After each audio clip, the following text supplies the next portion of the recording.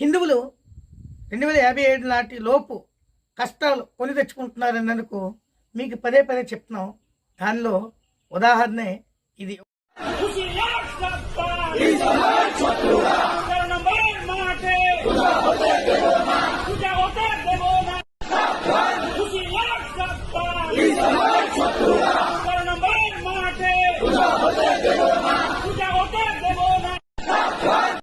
దేవి పండుగ ఉందో, దేవి నవరాత్రులు ఉన్నాయో వీటిని బ్యాన్ చేయండి. ఒకవేళ చేసుకుంటే వీళ్ళ దగ్గర 5 లక్షల జరిమానా విధించండి అని చెప్పి ఈ ఎవరైతే తొరకలో మరకలో ఎవరైతే ఉన్నారో వీళ్ళు రోడ్డెక్కి భారీగా ధర్నాలు చేస్తున్నారు.